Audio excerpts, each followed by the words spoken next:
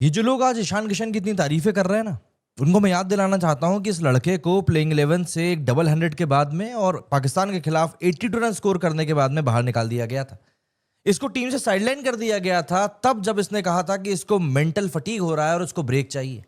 लेकिन इस लड़के ने जाके कभी भी विक्टिम कार्ड नहीं खेला। ये सिर्फ गया और इसने अपनी स्किल्स के ऊपर काम किया और मेहनत करी मैदान पे जाके। कभी किसी के सामने रोना नहीं रोया। सबसे बड़ी बात तो ये कि ईशान किशन सिलेक्शन की स्कीम में था ही नहीं किसी भी फॉर्मेट में। अजीत आगरकर ने उसको टोटली साइडलाइन करके रख दिया था।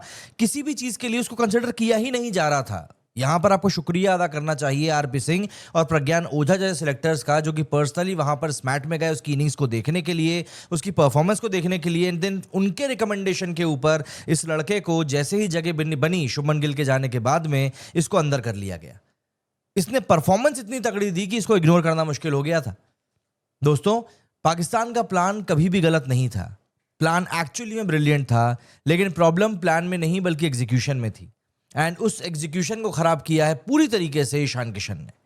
कोलंबो का R Premadasa stadium slow surface, ball grip कर रहा था, टैकी पिच था। ऐसे विकेट पर स्पिन हैवी स्ट्रेटेजी बिल्कुल भी लॉजिकल थी। मतलब आप ये नहीं कह सकते कि इस पिच के ऊपर भैया हम तो पेस बॉलर ही लेकर आएंगे। पाकिस्तान ने 20 ओवर में से 18 ओवर स्पिन कर डलवाए। T20 वर्ल्ड कप के एक मैच में इतना स्पिन यूज करना बहुत रेयर होता है। इससे क्लियर था कि उन्होंने कंडीशंस का प्रॉपर स्टडी किया हुआ था एंड उनको पता था कि यहां पर वो किस चीज को फेस करने जा रहे हैं। एंड ऑनेस्टली इंडिया की एक विजिबल वीकनेस भी थी स्पिन के अगेंस्ट उनकी स्ट्रगल। ग्रुप स्टेज के प्रीवियस मैचेस को ही अगर हम लोग देख लें तो इंडिया के मिडिल ऑर्डर को स्पिन ने ही कहीं ना कहीं परेशान किया था। इसलिए पाकिस्तान का ब्लूप्रिंट बिल्कुल क्लियर था, चोक देम विद द वैरायटी। लेकिन क्रिकेट सिर्फ प्लान से नहीं जीता जाता है। मैचअप्स, टाइमिंग और अडेप्टेबिलिटी भी डिसाइड करता है कि गेम किस तरफ जाएगा। अगर आप पूरे ब्रेकडाउन को देखेंगे तो इंडिया के जो बाकी के 7 बैटर्स ने स्पिन के अगेंस्ट मिलकर सिर्फ 78 रन स्कोर किए 71 बॉल्स में। 4 डिसमिसल्स भी स्पिनर ने लिए और हार्दिक पांड्या गोल्डन डक पर आउट हुए। यानी कि प्लान तो काम कर रहा था, फिर भी स्कोर बोर्ड 175 तक कैसे पहुंच गया? आंसर सिर्फ एक ही नाम का है और वो है ईशान किशन।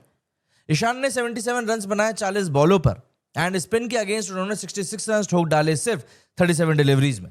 यानी कि जहां टीम स्ट्रगल कर रही थी वहां पर एक प्लेयर ने पूरे के पूरे नैरेटिव को ही चेंज करके रख दिया। लेकिन ये ओवरनाइट मिरेकल नहीं था, इसमें टैक्टिकल लैप्स भी था। पावर प्ले में पाकिस्तान ने सही शुरुआत करी। सलमान अली आगा और सैम अयूब ने डिसिप्लिन ऑफ स्पिन लाइंस डाली। ईशान का historical record new ball off spin के अगेंस्ट डोमिनेटेड नहीं रहा है। उनका स्ट्राइक रेट लगभग 120 के आसपास वेरी करता है एंड डिसमिसल्स भी आते हैं। शुरू के कुछ ओवर्स में ईशान अनकंफर्टेबल लग रहे थे। एक मिस टाइम शॉट, एक इनसाइड एज जो कि स्टंप्स को मिली सेंटीमीटर्स के आसपास से बाहर निकल गया। पाकिस्तान यहां तक प्लान फॉलो कर रहा था, लेकिन फिर आया एक टर्निंग पॉइंट। 5th ओवर में Abrar Ahmed leg spinner introduce किया गया और यहीं से मैचअप जो था वो पूरा का पूरा फ्लिप कर गया। Left hander against leg spin, अगर लाइन स्लाइटली ऑफ हो जाए तो डैमेज इंस्टेंट होता है। ईशान ने पहली ही अपॉर्चुनिटी पर बैकवर्ड स्क्वायर के ऊपर से छक्का मार दिया। अगली बॉल वाइड गुगली थी, कवर्स के थ्रू बाउंड्री। मोमेंटम पूरी तरीके से यहां पर शिफ्ट हो चुका था एंड यहां पाकिस्तान को तुरंत एडजस्ट करना चाहिए था। ऑफ स्पिन ऑप्शन यहां पर उस्मान तारिक के रूप में अवेलेबल था, लेकिन उन्होंने उसको इमीडिएटली वापस लाया ही नहीं, अबरार के साथ में कंटिन्यू किया। 7th ओवर में ईशान ने 3 कंसेक्यूटिव बाउंड्रीज मार के 27 बॉल में हाफ सेंचुरी पूरी कर ली। शादाब खान आए, उसने भी लेंथ को एरर किया एंड या तो वो ओवर पिच कर रहा था या फिर शॉट फेंक रहा था। रिजल्ट, बॉल स्टैंड में जा रही थी। सिर्फ 4 ओवर के फेज में अबरार और शादाब ने 55 रन दे दिए थे। ईशान ने अकेले इसमें से 41 रन बनाए थे 17 बॉलों में से। एंड यही वो विंडो थी जहां पर मैच पूरी तरीके से इंडिया की तरफ टिल्ट होना शुरू हो गया।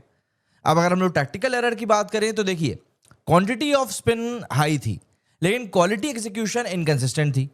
लाइन लेंथ डिसिप्लिन टूट गया और सबसे इंपॉर्टेंट बात, मैचअप करेक्शन लेट हुआ।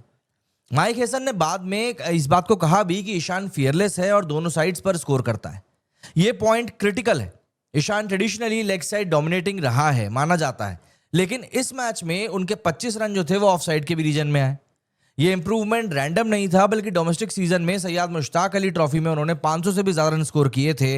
हाई स्ट्राइक रेट के साथ में ऑफ साइड गेम पर काफी काम भी किया था, गैप हिटिंग के ऊपर फोकस किया था।